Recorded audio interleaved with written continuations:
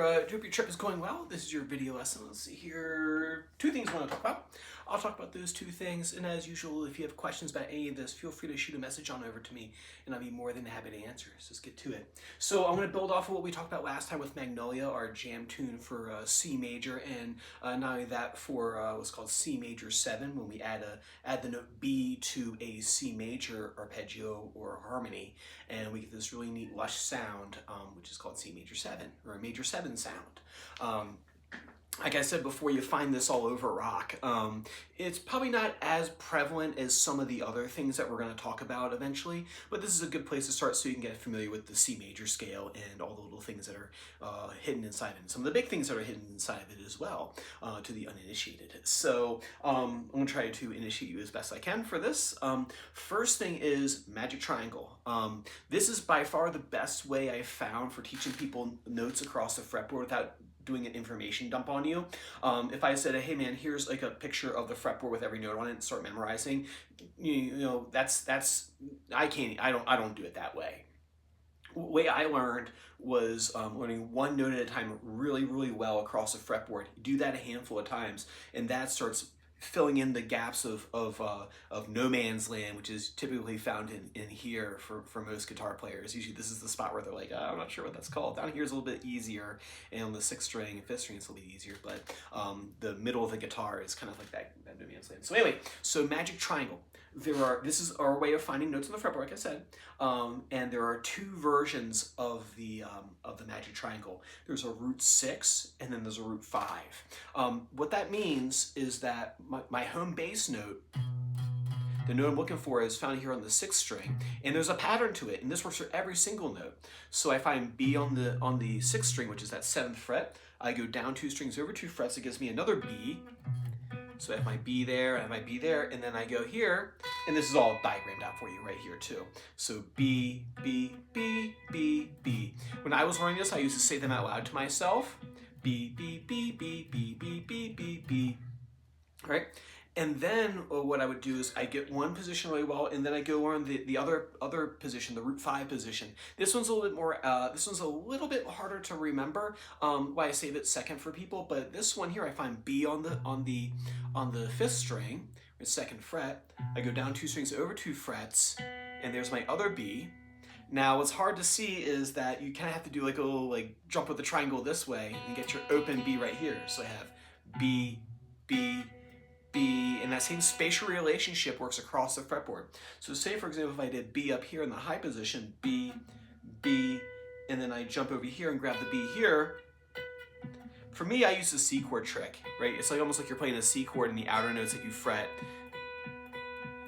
right? So,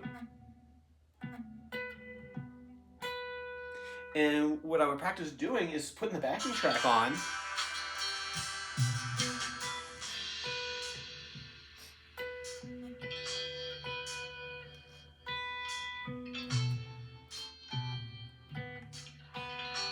And I would practice doing that. You don't have to spend your whole life on it, but you do have to practice a little bit of that to get all this down. So that's the first thing I would do. And then the next thing is the minor section of Magnolia, which is just 2 chords. It's A minor, goes to a G chord. So the first section was F major 7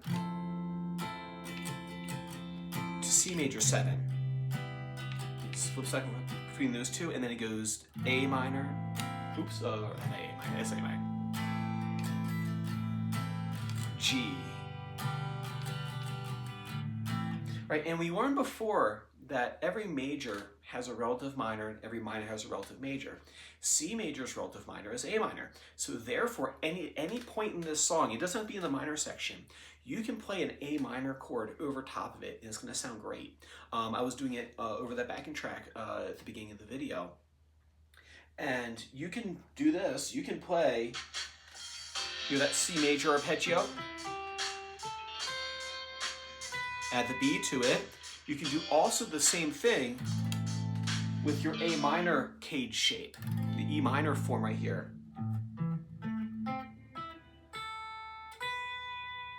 So play that against it.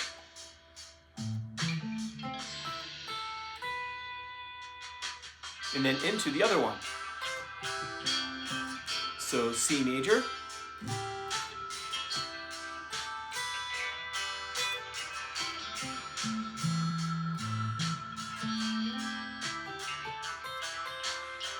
and that's how you get melodic soloing, because both of those chords are musical brothers and they fit perfectly over top of this song.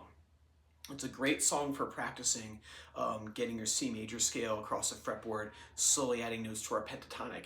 And also too, you can play this A minor pentatonic box over top of that song right there, right? Because they're both really the same scale in the end.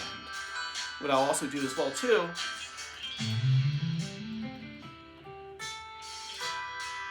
I'll put the B into the A minor pentatonic, even though it's not there usually.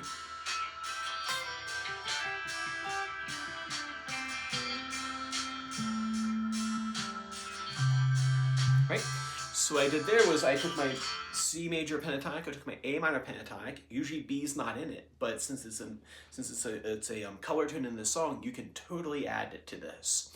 So you get the previous scale that we learned a long time ago. Add the B to it. You can take the other C major pentatonic scale and add B to it as well, and you get a really cool flavor tone that gives you interesting harmony without having to learn some weird, wacky, exotic scale or anything like that. Not that anybody even uses those, all the time. So if you do that, the chord you actually end up, and we can talk more about this next time, this might be a bit more beyond for today, but that if you do that, it ends up giving us a chord called A minor at 9. Like I said, don't worry about the name right now. We'll totally talk about it in person next time, why it's called that. But we want to start assigning names to these sounds that we're hearing, right?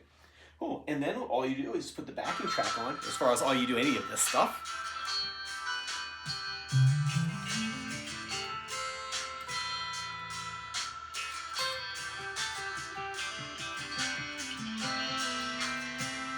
Here's that minor section.